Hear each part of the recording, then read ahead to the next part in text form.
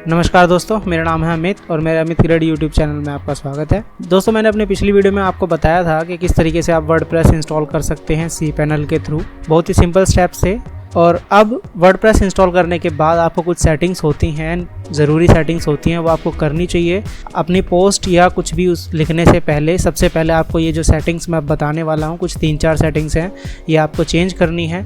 ये बहुत ज़रूरी है, ठीक है दोस्तों। तो उसके लिए बिना देरी करे आप चलिए देखते हैं कैसे करेंगे। सबसे पहले मैं अपना ब्राउज़र ओपन कर लूँगा। तो दोस्तों, मैं अपने ब्राउज़र में आ गया हूँ। यहाँ पे अब मुझे टाइप करना है अपना डोमेन, जैसे मेरा है amitgreat.com। उसके बाद मैं दूंगा /, फिर मैं टाइप करूँगा WP admin। आपको पता ही होगा कि वर्डप्रेस के डैशबोर्ड में हमें कैसे लॉगिन होना है। तो मैं यहाँ पर जल्दी से अपना यूज़र नेम और पासवर्ड डाल देता हूँ। मैं डैशबोर्ड पे आ गया हूँ अपने। अब देखिए, सबसे पहले तो हम ये जो सब चीज़ें देख रहे हैं, welcome to WordPress, site health और क्विक ड्राफ्ट, इन सब चीज़ों की कोई भी ज़रूरत नहीं है हमारी वेबसाइट में। और जब हम आगे कुछ प्लगइन से अपनी चीज़ें आप काम करना शुरू करेंगे, आप प्लगइन्स डाउनलोड करेंगे, तो उनकी ज़रूरी नोटिफिकेशंस आपको यहाँ पे मिलेंगी। तो ये सब चीज़ें यहाँ पे मैसअप हो जाएंगी, आपको कुछ भी समझ में नहीं आएगा। तो सबसे पहले हम इन चीज़ों को हटा देते हैं, या आप इनमें से कुछ रखना चाहते तो रख सकते हैं। मैं आपको बताता हूँ कौन सी चीज़ें आप कैसे हटा सकते हैं। सबसे पहले आप ये यहाँ पे देखेंगे स्क्रीन ऑप्शन का बटन है, इस पर हम यहाँ पे क्लिक करेंगे।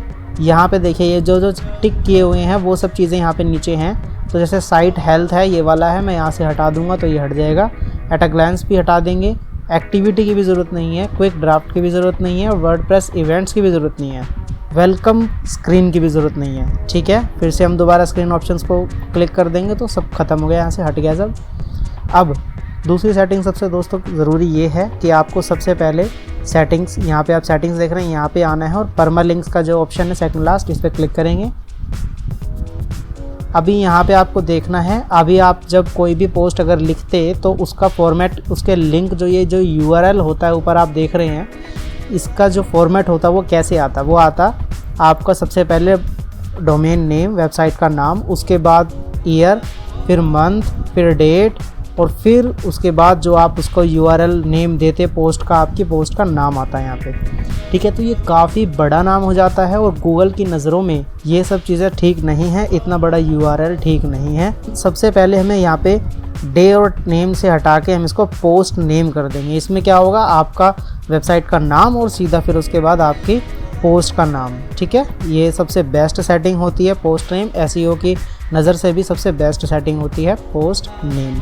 उसके बाद आप सबसे नीचे आ जाएंगे और सेव चेंजेस पे क्लिक कर देंगे, ठीक है। ये हमारी पहली सेटिंग थी जो हो चुकी है दोस्तों। इसके बाद हम चेंज करेंगे डेट का फॉर्मेट अपनी वेबसाइट का। तो उसके लिए हम सीधा आएंगे यहाँ पे जनरल में। यहाँ पे आपको थोड़ा नीचे आना है और आप यहाँ पे देखेंगे डेट फॉर्मेट देख रहे हैं। यहाँ पे अभी ये इस तरीके से फॉर्मेट है, June 5, 2021। तो हमें जो हमारा इंडियंस का क्या होता है, सबसे पहले डेट होती है, फिर मंथ होता है और फिर ईयर। तो हम ये वाला सेलेक्ट कर लेंगे 5/6/2021। आप अपने हिसाब से आप June 5 भी रहने दे सकते हैं, कोई दिक्कत नहीं है, लेकिन जो इंडियंस का होता है जो अक्सर लोग देखते हैं वो यही रहता है, तो मैं यही करूँगा, ठीक है। आप कुछ भी रख सकते हैं ऊपर वाले में। टाइम फॉर्मेट, यहाँ पे हम टाइम फॉर्मेट देंगे 10:41 AM, ठीक है। मैं ये रख लूँगा, ये ज़्यादा अच्छा लगेगा AM आपको। इसके बाद आपको यहाँ पे आना है, साइट लैंग्वेज इंग्लिश ही रहेगी, कोई दिक्कत नहीं है। टाइम जोन जो आप देख रहे हैं UTC+0 है, इसको हम क्लिक करेंगे तो हमारा जो इंडियंस का होता है वो मैं आपको बता देता हूँ क्या होता है। ये होता है, ये जैसे 5:30 होता है, UTC+5:30 होता है, इसको हम क्लिक कर देंगे। ये इंडियंस का होता है यहाँ पे। इसके बाद आप यहाँ पे देखिए एडमिनिस्ट्रेशन ईमेल एड्रेस, आप चाहें तो इस ईमेल एड्रेस को चेंज कर सकते हैं। ये वो ईमेल एड्रेस है जो हमने वर्डप्रेस इंस्टॉलेशन के टाइम पे दिया था। तो मुझे चेंज नहीं करना, तो मैं इसको ऐसे रहने दूंगा। मैं नीचे आऊँगा, फिर सेव चेंजेस पे क्लिक कर दूंगा।